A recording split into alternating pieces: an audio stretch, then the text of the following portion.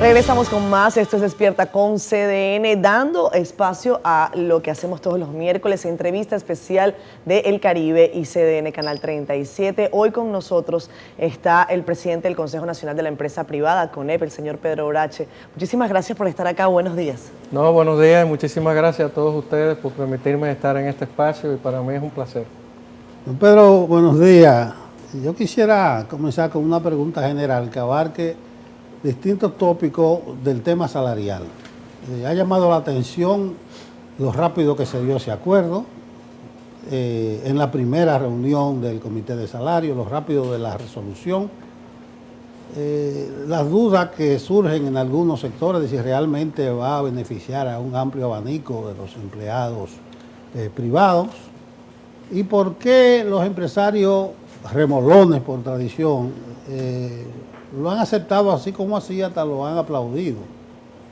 Bueno, lo que tenemos que ver primero es que lo que se hizo ante la luz pública tan rápido tuvo un round de negociaciones antes de estar en la luz pública, o sea que eso se mantuvo por durante 60 días en conversaciones. Nosotros empezamos primero en conversaciones bilaterales con el sector sindical, las cuales fueron progresando de manera muy efectiva y por eso creemos que pudimos llegar a donde llegamos de una manera tan rápida. También mantuvimos conversaciones bilaterales con el Estado, ¿no? Con el ministro de Trabajo, lo cual nos ayudó bastante. O sea, fuimos viendo cuáles eran las pretensiones de cada lado y pudimos llegar a un momento en donde las pusimos todas juntas.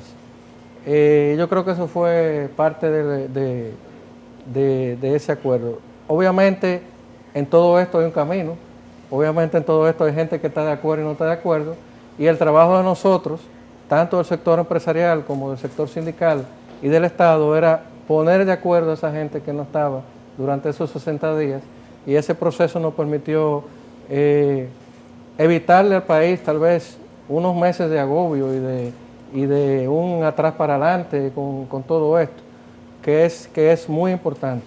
Y de hecho, en conversaciones con los mismos sindicalistas, nosotros les decíamos, miren, esto es una cosa puntual, pero tal vez lo que tenemos que hacer en un futuro es ver cómo nosotros hacemos una proyección a largo plazo, de dónde queremos que esté el salario real, y ir por parte, poco a poco, llegando hasta ahí, para que los salarios se vayan adecuando muchísimo más rápido a las situaciones económicas por las que pasa el país.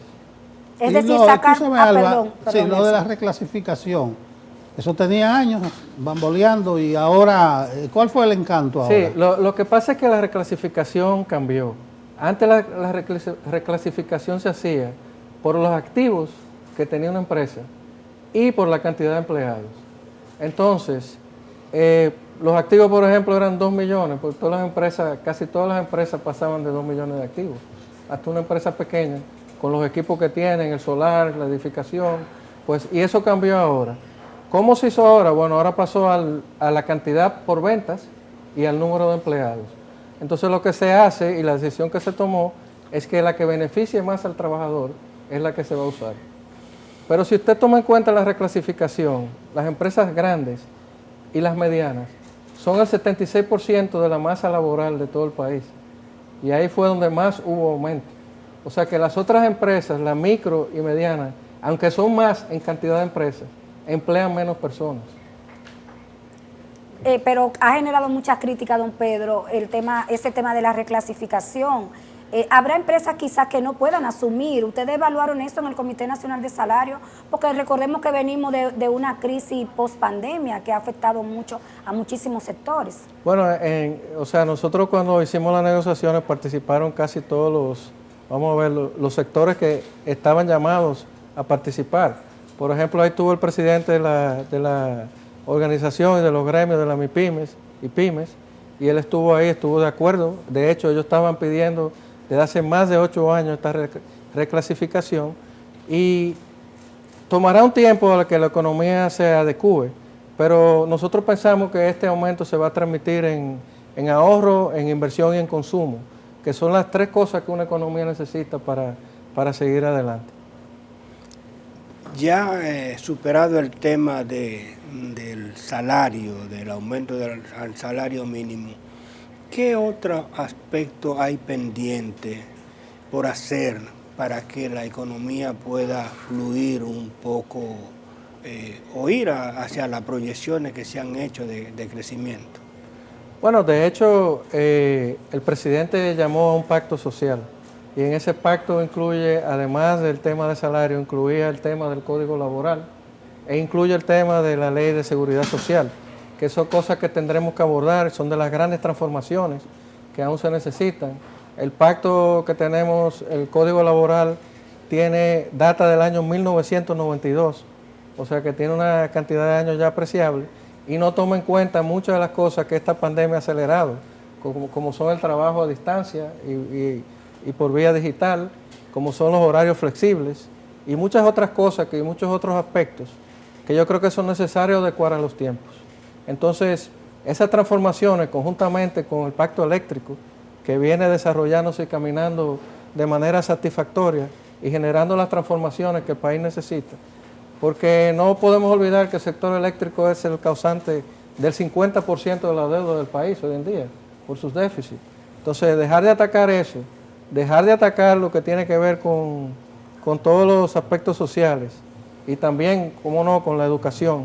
O sea, estamos en vía de generar grandes transformaciones que son necesarias para que la economía siga evolucionando. Don Pedro, cuando se hizo el anuncio del aumento salarial, se hablaba de incrementos que iban desde 11% hasta 59%. La brecha es particularmente grande, sí, y sobre todo para las empresas medianas. Ustedes que agrupan a un importante conglomerado de empresarios, cuando un empresario mediano tiene que incrementar en 59% sus salarios, ¿por qué no estamos viendo empresarios con el grito al cielo? Eso es lo que mucha gente no entiende. De hecho, lo que viene pasando, y todo se hizo en consulta con todo el mundo, aquí no se hizo nada con ningún empresario que lo cogiera de sorpresa. Sí. Por eso usted ha visto que no ha habido algún tipo de reacción extrema. Siempre hay alguien que se queja o no, pero lo que viene pasando es que a través del tiempo, o sea, en los últimos 3 años, esos empresarios medianos vienen adecuando sus salarios y vienen en un proceso de transformación que lo que se ha hecho ahora es dar el último paso para que ese salario se adecue lo más cercano posible a las grandes. Porque hay empresas medianas aquí que son grandes, cuando lo miramos en términos de ventas. Pero yo creo que ese ha sido el secreto. El secreto ha sido ir, y como proponía antes, o sea, si hacemos eso a largo plazo, de proyectar a dónde queremos ver un salario real, y ver cuál es el camino, trazar el camino de llegar ahí. Eso es lo que han hecho las medianas y las grandes, y yo creo que eso es lo que va a empezar a pasar ahora con las pequeñas y micro. Si ustedes ven, como usted decía, el aumento fue más pequeño en las empresas micro, porque se llegó en base a una consulta al punto máximo donde ellos podían llegar, sin generar una cantidad de, vamos a decir, de quiebras o de desempleo. Nosotros siempre estamos buscando un equilibrio entre el salario y el empleo. Se habla de 5 millones de turistas en julio, no, en el año, 4 y algo, y 500,000 en julio. Es decir, que ya por lo menos esa parte importantísima de la economía está caminando. Y las perspectivas de todos los sectores, nacionales e internacionales, los más conservadores hablan de 5.5 el crecimiento. En sentido general, ¿cuál es la evaluación que ustedes hacen del actual estatus de nuestra economía y sus proyecciones para los próximos 5 meses? Bueno, yo creo que, como usted dice, el turismo viene mejorando a pasos agigantados. Nosotros tenemos que volver a felicitar la labor que está haciendo el Ministerio de Turismo, conjuntamente con Azonadores, que es el gremio empresarial que maneja los temas de turismo. Yo creo que se han compenetrado bien, yo creo que han podido elaborar un plan que viene rescatando conjuntamente con el esfuerzo que viene haciendo el señor presidente de la República, que todos lo vemos. Yo creo que viene rescatando el sector se está recuperando. Ahora yo pienso también que tenemos que seguir insistiendo, seguir yendo rápido, porque tenemos un competidor importante en México, que está trayendo muchos turistas. Entonces nosotros estamos compitiendo contra eso, estamos compitiendo contra otros países. Y yo creo que a medida que la pandemia vaya cayendo bajo control, vamos a decir así, porque con esto tendremos que vivir por muchos años, hasta que las vacunas y los medicamentos empiecen a hacer el efecto deseado, pero yo pienso que se está haciendo un gran trabajo. En cuanto a la economía, nosotros vemos que la economía ha tenido vamos a decir, un aceleramiento importante contra el 2019, lo cual nos llena de esperanza y nosotros lo vemos en nuestras ventas, en las ventas de nuestras empresas, que la economía va avanzando. Entonces, esas son noticias positivas, estamos positivos y creemos que este ritmo se puede mantener en el año que viene y en los años venideros. Don Pedro, ¿tienen ustedes el balance de cómo ha quedado el empleo formal e informal a partir de todo lo que ha conllevado la pandemia? Bueno, no hay duda de que la pandemia ha incrementado la informalidad en el país. Nosotros antes de la pandemia teníamos cifras que rondaban el 48-50% de informalidad, pero eso ha aumentado, eso anda hoy en día por el 52%. Entonces, pero creemos que eso a medida de que la economía sigue evolucionando y la gente ve el beneficio que es estar formal, porque un empleado formal o una empresa informal puede hacerle frente a muchas cosas, pero cuando vienen periodos difíciles, entonces entran en problemas. El no estar formalizado en esta pandemia fue un problema. Grave. ¿Por qué? Porque cuando se iban a dar las asistencias sociales, no se encontraban las personas por no estar en el sistema. Entonces la formalidad trae consigo que cuando pasan situaciones críticas, tú puedes ir en auxilio de esas empresas y de esas personas que están formalizadas, pero la que tú no tienes en el sistema no puedes auxiliarla. ¿Y en cuánto quedó el empleo? ¿Se perdieron empleos formales? ¿De cuánto ha sido? Mire, nosotros llegamos a un punto en la pandemia a tener 800,000 empleos en suspenso, lo que significa que esos empleos pudieron muy fácilmente irse a desempleo, pero gracias al trabajo mancomunado que ha hecho el sector privado y el Estado, hemos podido recuperar la mayoría de esos empleos. Hoy en día faltarán unos 80,000 de esos empleos por recuperar, pero tenemos que tener en cuenta que la mayoría de esos que faltan por recuperar pertenecen al sector turismo.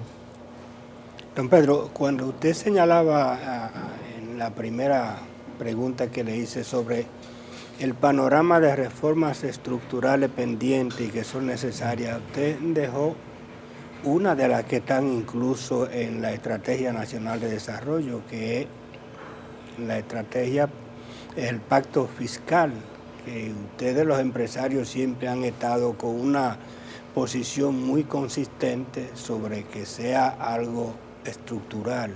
¿Qué visión tiene ahora luego que han pasado todo este problema que incluso ha provocado un aumento del endeudamiento? Bueno, yo creo que lo más importante para un pacto fiscal primero es reconocer cuáles son las cosas que necesitamos. Tiene que ser algo integral, algo que involucre no únicamente cuáles son el recaudo que se va a tener, sino cómo se gasta el dinero y en qué se gasta el dinero. Entonces, eso tiene que ser también producto de un consenso de la mayoría de las partes de la sociedad. Nosotros creemos que lo más importante con el pacto fiscal es el timing. Nosotros venimos saliendo de una recuperación económica, o sea, de una crisis que ha traído consigo el tener que traer o generar una recuperación económica, y ese timing va a ser muy importante. Y también yo creo que tiene que ser algo que sea justo para todos.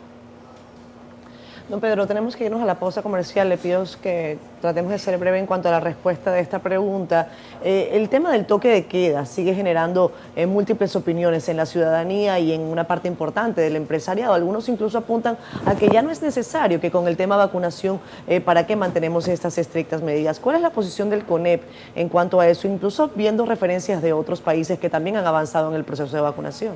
Bueno, la posición del CONEP siempre ha sido la misma. Nosotros nos fijamos en los indicadores de salud y nosotros creemos que todas las decisiones que se tomen tienen que ser basadas en esos indicadores. El control de esos indicadores es básico para que no tengamos que volver a cerrar. Entonces, esto es un balance dedicado entre no ahogar la economía y también mantener en control una pandemia que el mundo está todavía aprendiendo cómo manejarla. Entonces, yo creo que no puede ser una cosa que se suelte de repente, sino que vayamos midiendo con los indicadores lo que está pasando en cuanto a cantidad de contagios, a cantidad de muertes, a la cantidad de personas que va a cuidados intensivos. Yo creo que eso es lo más importante, que tengamos en cuenta siempre que durante esta pandemia lo más importante es conservar la vida, conservar la salud. Incluso que si hay una nueva ola, retroceder. Claro que sí, porque si no, o sea, si la gente no está bien, si la gente está entrando en cuidado intensivo, si la gente está muriendo, ¿de qué nos sirve? Si lo principal es conservar la salud. Hacemos una pausa breve, ya regresamos con más de esta entrevista especial. Regresamos con más acá en Despierta con CDN, entrevista especial de El Caribe y CDN Canal 37, con nosotros Pedro Brache, presidente del Consejo Nacional de la Empresa Privada. No ha advertido la primera preocupación en usted, pero está el entorno internacional. Claro. Incluso hay unos precios del petróleo que viven presionando, el asunto de las materias primas, de los insumos, las dos cosas, ninguna depende de nosotros. E incluso el presidente Abinader convocó, a propósito de los precios internacionales, mesas de trabajo que han estado avanzando. El entorno internacional, ¿cómo lo está viendo el CONEP? Bueno, no hay duda de que tenemos un entorno internacional que está volátil, que llama atención. Normalmente yo no me preocupo, ya me gusta decir que es mejor ocuparse que preocuparse. Y eso es lo que nosotros hemos hecho. Nosotros hemos hecho, en combinación de nuevo con una alianza público-privada, hemos hecho una serie de estudios de cuáles son las cosas que podemos hacer para contrarrestar muchas de las situaciones que tenemos con el petróleo, muchas de las situaciones que tenemos con la carestía de algunas materias primas y algunos commodities. Y yo creo que el resultado se ha visto. El resultado de la mesa de trabajo ha sido que primero se frenó esa tendencia alcista que ven en el país y luego se han ido estabilizando. Y como lo ha dicho el gobernador del Banco Central, que siempre digo que es una persona a la que yo respeto mucho, porque tiene como esa bola mágica que todo lo que dice sucede. Y hemos visto como la inflación ha empezado, que era una inflación mayormente importada, ha empezado a menguar y a ir hacia la baja. Y yo creo que cuando eso pase y toda esta volatilidad que ha causado precisamente la pandemia, porque hemos salido de un encierro, de una pandemia, y nos hemos encontrado con gente con dinero en el bolsillo y dispuesta a consumir. Y todo eso ha hecho que las fábricas que se despertaron un poco más tarde estaban en un letargo en cuanto a la oferta que tenían. Y ese descuadre entre la demanda y la oferta es lo que ha traído esa inflación internacional. Pero hay problemas, don Pedro, con muchos productos de importación. En el sector construcción, en diferentes sectores, no aparecen muchas cosas. ¿A qué se debe eso? ¿Cuáles son las informaciones que tiene el CONEP? Bueno, las informaciones que tenemos, y es lo que yo decía, en estos periodos lo importante es que no haya escasez y que la gente tenga dinero para comprar. O sea, esas son las dos cosas más importantes. Y lo dije el día que nos reunimos en todo con la mesa. En cuanto a eso, yo de lo que he escuchado es que algunas cosas han faltado, pero no por mucho tiempo, momentáneamente.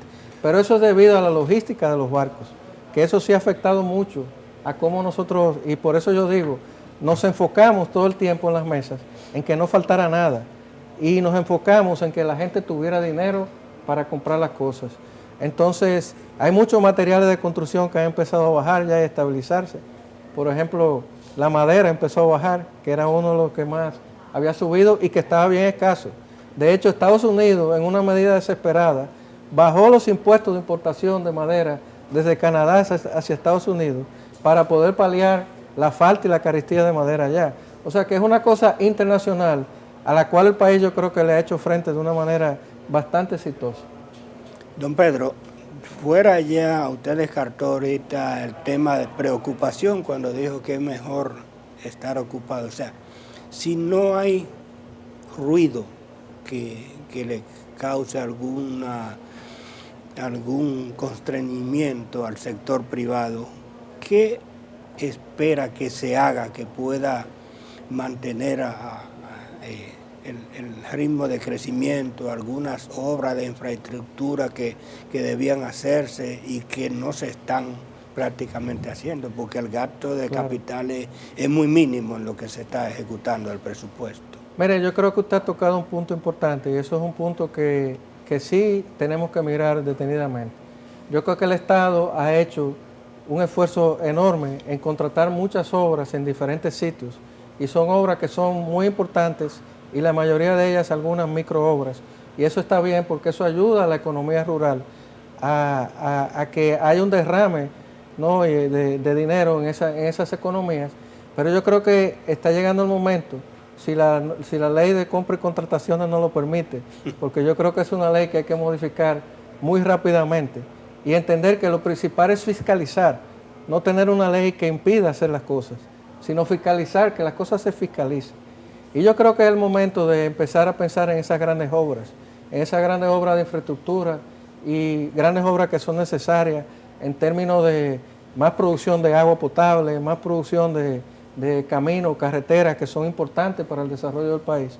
Entonces yo creo que sí, eso es un punto muy importante que usted ha tocado y con el cual estamos totalmente de acuerdo.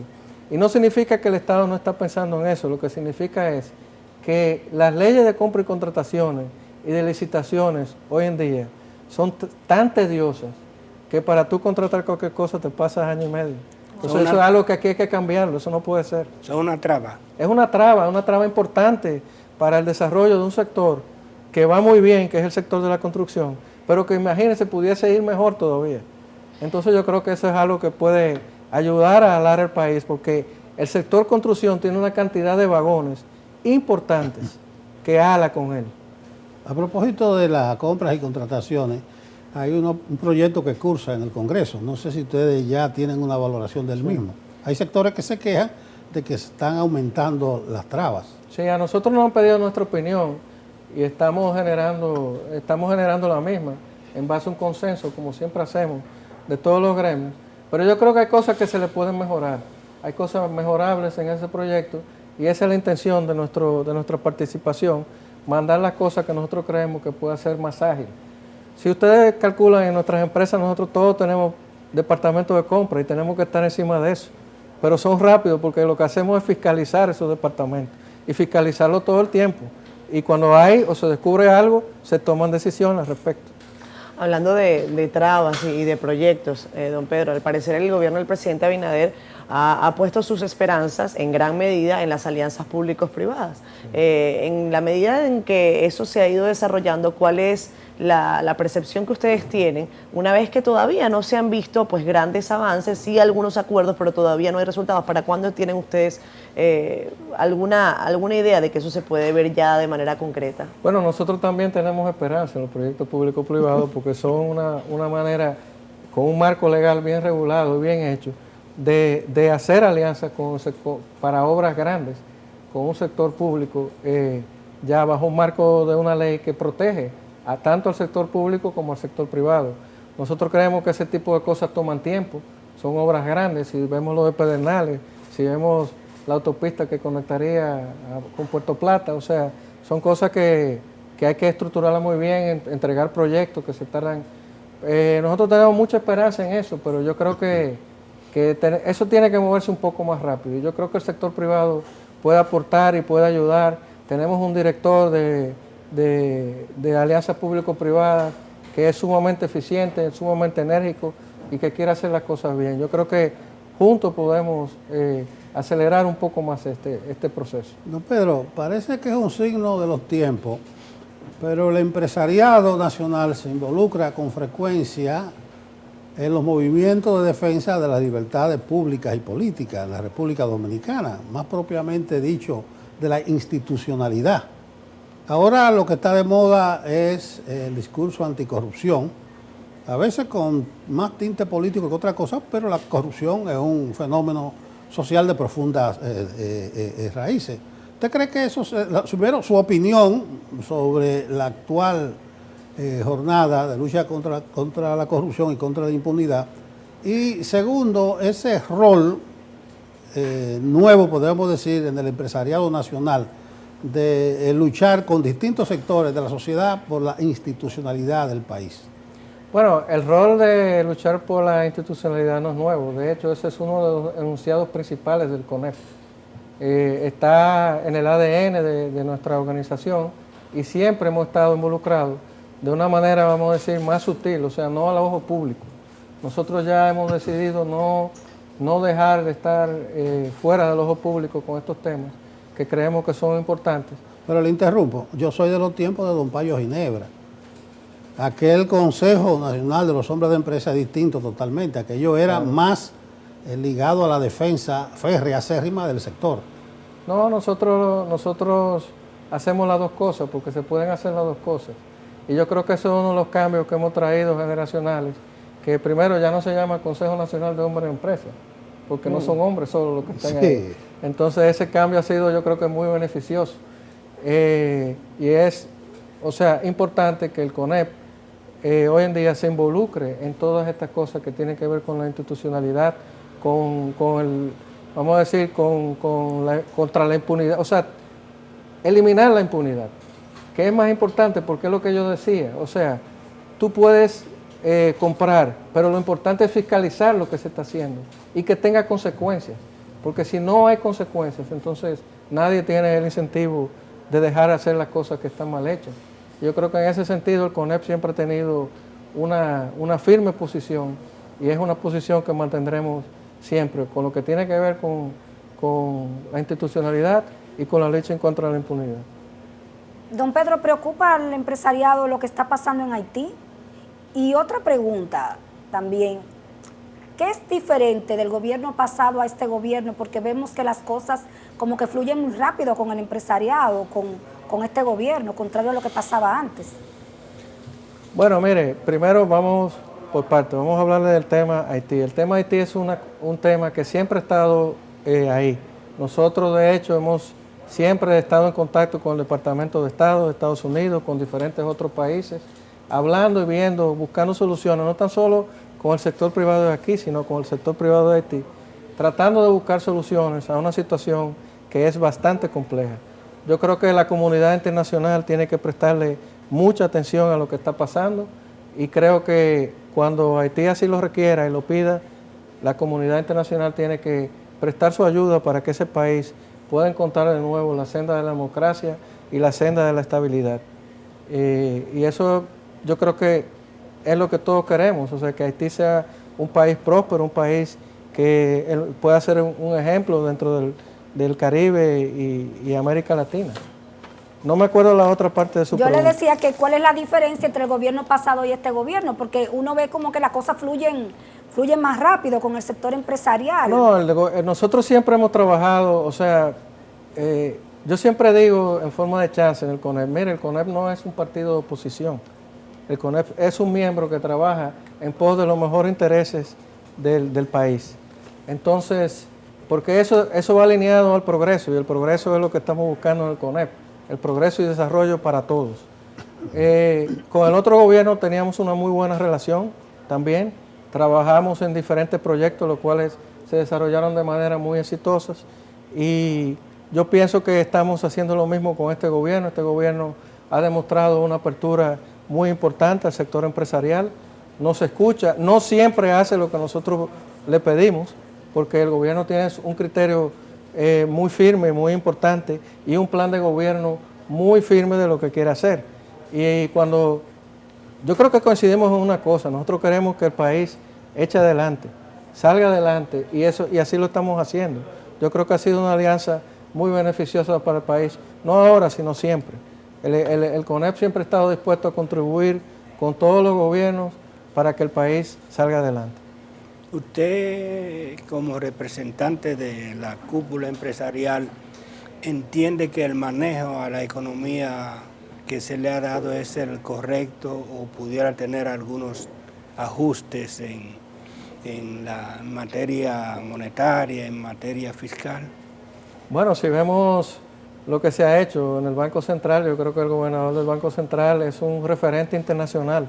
De hecho, vienen a consultarle aquí porque hay muchos países no se explican qué es lo que ha hecho República Dominicana para salir de una crisis que trae la pandemia como la que ha traído. Primero, tenemos una economía muy bien diversificada, y eso nos ha ayudado bastante.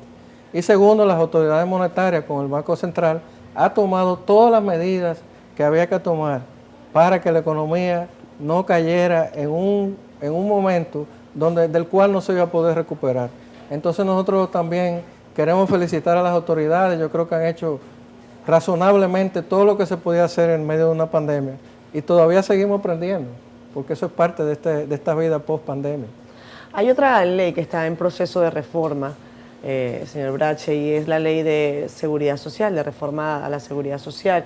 Hay algunos analistas que consideran la ley debe picarse en dos, debe dejarse por un lado el tema de la salud sanitario, por otra parte el tema pensiones. ¿Cuáles son los apuntes que ustedes hacen en ese sentido? Bueno, primero, picar una ley es muy difícil, habría que hacer la nueva y nosotros no creemos que tal vez ese sea lo que haya que hacer. Tal vez lo que hay que hacer es ver cuáles son las cosas de esas leyes que no están funcionando bien y cambiar las cosas que no funcionan bien y dejarlas que funcionan, porque ese va a ser un proceso mucho más rápido y eficaz que empezar picando una ley o hacerla de nuevo. Nosotros creemos que son muchas las cosas que pueden avanzar con este proyecto. Recordemos que al día de hoy, gracias a Dios, tenemos un sistema de seguridad social gracias a esa ley. Y por imperfecta que fuera, y por muchas cosas que haya que cambiarle, hay un ahorro que tienen los empleados y hay un sistema de seguros y salud que son importantes en el país. ¿Que hay que mejorarlo? Tal vez. Pero no, las cosas no se pueden mejorar acabando con lo que hay. Una última cosa, don Pedro, el tiempo nos cayó encima ya. Hay muchas cosas que están caminando rápido entre los empresarios y este gobierno. El Código Laboral, la modificación, ¿por qué no se adelanta eso? O sea, ¿a quién es que beneficia? No, eso usted sabe, como yo dije, el gobierno tiene un pacto social, eso se va a tratar dentro del pacto. Nosotros tenemos 4 años hablando del Código Laboral y hablando con el sistema tripartito. La mayoría de los, vamos a decir, de los artículos están consensuados. Faltan unos 30, 40 artículos que hay que consensuar, dentro de los cuales están los diferentes modos de trabajo, está una revisión al sistema de cesantía, que quiero aclarar aquí y lo dejo claro, que nosotros nunca hemos pedido que se eliminen los derechos adquiridos de los trabajadores. Nosotros lo que estamos hablando es de los trabajadores que entran de ahora en adelante, poder entre todos idear un nuevo sistema que no sea tan perjudicial a largo plazo para las empresas y no requiera de un liability o de un peso tan importante dentro del estado financiero de una empresa, que haya que reclasificar la empresa y no pueda tener acceso a créditos y a muchas otras cosas que una empresa necesita para sobrevivir. Yo creo que esas son cosas que tenemos que hablarlo. Nosotros creemos en el diálogo, en el consenso, y eso es lo que haremos. O sea, vamos a probablemente hacer llamados dentro de este pacto social a revisar tanto la ley de seguridad social como el código, y ahí estaremos y ahí lo haremos. Las cosas se mueven rápido porque había muchas cosas también que estaban cocinadas hasta un punto. Entonces lo que hemos hecho es coger esas cosas que estaban precocinadas y terminarlas de cocinar. Pero se mueven rápido. Estaba cocido en lo que se le dio, lo doraron nada más. Bueno, Sí, le damos un colorcito para que sea más apetitoso. verbigracia, pacto eléctrico. De hecho, el ministro de Trabajo decía en una reunión que tuvo, que no fue pública, que ya habían conversaciones con todos los sectores para la reforma al Código Laboral, que desde ya él estaba trabajando en eso. Sí, porque él ha pedido a todos los sectores que lleguen cuáles son sus puntos o los puntos que quieren tratar. Entonces, desde ese punto de vista, ya todos los sectores se han preparado. Y esa es tal vez una de las magias, que nos da la oportunidad de prepararnos antes de entrar en conversación, y ya pues se tratan muchos temas antes de. Pero le agradecemos enormemente que nos haya acompañado en esta entrevista especial. ¿Tú tienes otra pregunta, Nelson? No, ahí terminamos. Ya. Bueno, yo espero... No, yo te consulto, ¿eh? Yo espero haber satisfecho su pregunta, y como esta es mi primera entrevista desde que estoy en el CONEP de televisión, o sea que le agradezco mucho haberme dado el espacio. Le agradecemos Gracias a usted que nos haya acompañado. Gracias, don Pedro. Gracias a la audiencia de Despierta con CDN. Vámonos a comerciales.